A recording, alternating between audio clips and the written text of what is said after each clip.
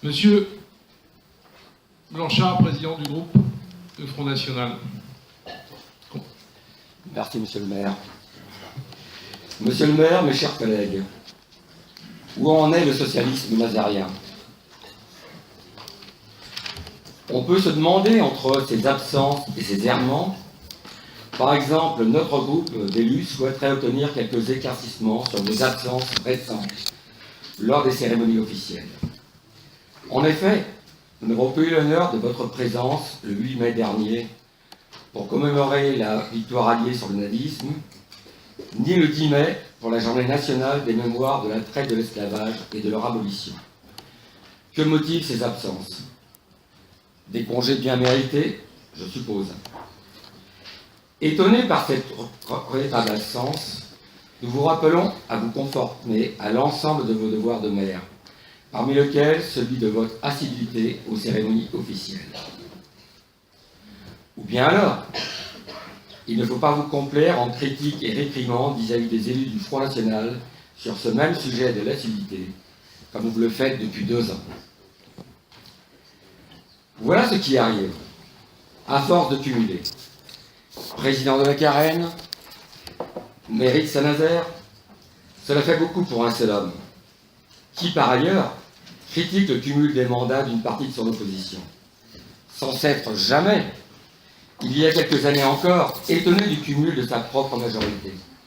Celui de M. Grosvalet, celui de Mme Bouillet, tout comme en 2016, celui de Mme Ménien, qui, de Saint-Malo-de-Guersac à Nantes, avec un crochet par Saint-Nazaire, cumule depuis plus d'1 an ses 3 mandats de conseillère municipale, conseillère communautaire et conseillère départementale. C'est constamment une double éthique qui anime le PS, le parti des socialos. Je n'ose plus dire celui des socialistes. Soit critiquer l'assiduité des élus d'opposition, mais ne pas être assidu soi-même, critiquer le cumul des mandats, mais cumuler soi-même, les indemnités de 10 000 € mensuels allant avec l'équivalent de 9 SMIG. Nos gars de l'harmonie aux assises, bien malgré eux, répétez-moi la somme, s'il vous plaît. Nous parlons de 10 000 €.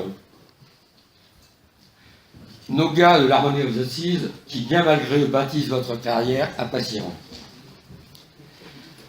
Mais David Sanzin est-il un cas à part dans les rangs socialistes? Non.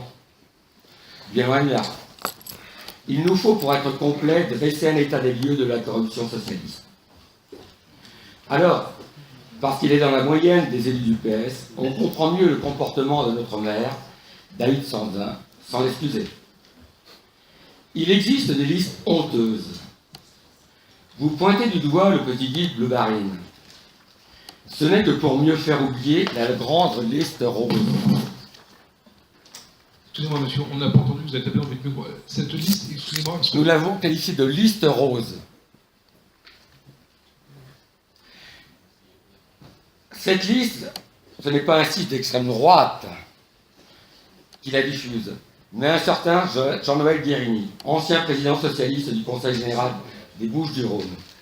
Je le cite.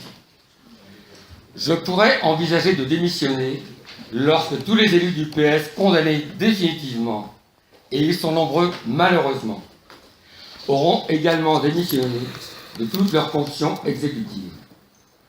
Cette règle doit être également appliquée à tous les élus socialistes mis en examen.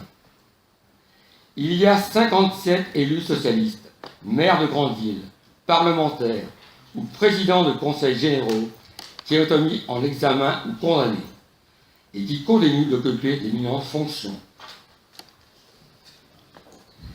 S'ensuit ensuite une liste de 50 de personnalités du Parti socialiste qui, je ne vais pas vous l'apporter en main propre comme vous l'avez fait théâtralement lors de notre dernier conseil municipal, mais je la tiens à votre disposition. Cette grande liste rose, celle de la Rose Mafia, dont je ne peux m'empêcher quand même de citer quelques grands personnages. Andrieux Sylvie, député, condamné à 3 ans de prison, dont 2 avec sursis, pour complicité d'escroquerie et détournement de fonds publics, qui siègent encore aujourd'hui à l'Assemblée et votent donc des lois munies d'un bracelet électronique. Hérault Jean-Marc, ministre de nos Affaires étrangères, qui en 1997, alors député, avait été condamné pour délit de favoritisme pour l'attribution de marchés publics. Candace Bélis, ministre de nos Affaires étrangères, qui en 1997, alors député, avait été condamné pour délit de favoritisme pour l'attribution de marchés publics. Non, excusez-moi, je confonds. Qui en 2006 avait été condamné à 6 mois de prison avec sursis et 20 000 euros d'amende pour l'affaire des emplois fictifs de l'AVNEF. Désir Harlem, condamné à 18 mois de prison avec sursis pour avoir reçu un salaire fictif mensuel par une association pour l'éducation des migrants, etc., etc. Et que dire de M. Thévenoud et de sa phobie administrative, de M. Cahuzac, tristement connu pour une affaire de blanchiment de fraude fiscale. Je vous fais grâce de la quarantaine de noms qui suivent, mais ça fait beaucoup de roses mafia. Pour en revenir au socialisme gouvernemental, et donc au socialisme municipal, dont vous êtes le représentant local, quelques questions se posent, monsieur le maire. Vous sentez-vous à l'aise dans le parti du 49-3 ? Vous sentez-vous à l'aise dans le parti de la loi El Khomri ? Vous sentez-vous à l'aise dans le parti de la loi ? Vous sentez-vous à l'aise dans le parti qui laisse les groupuscules d'extrême gauche mettre à sac nos villes ? Nantes, Rennes, etc. Contrairement à l'une de vos déclarations où vous instrumentalisez la journée du souvenir des déportés pour attaquer le Front National. Moi, je n'entends pas les bruits des bottes de l'extrême droite sur l'Europe. Mais moi, je vois tous les jours les milices d'extrême gauche tolérées par le pouvoir socialiste attaquer la police, jusqu'à la tentative de meurtre. D'ailleurs, nous aurions beaucoup apprécié de voir des représentants de la municipalité à la manifestation de soutien aux policiers de Saint-Nazaire, mercredi dernier, devant le commissariat. Mais vous n'étiez pas présent, ni le 8 mai, ni le 10.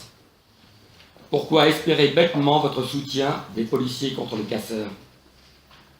Sur ce sujet, comme de tant d'autres, nous ne voyons aucun cap. Vous êtes dans le coup de com', et dans vos errements, nous ne voyons aucun cap. Nous ne savons pas vers où votre parti et la majorité qu'elle commande, ici, souhaitent conduire Saint-Nazaire, si c'est dans le mur. Où en est le socialisme nazérien ? Chacun se le demande. Monsieur le maire, chers collègues, je vous remercie pour votre attention. Merci, monsieur, pour votre contribution à la richesse du débat démocratique pour dessiner l'avenir de Saint-Nazaire. Merci à vous.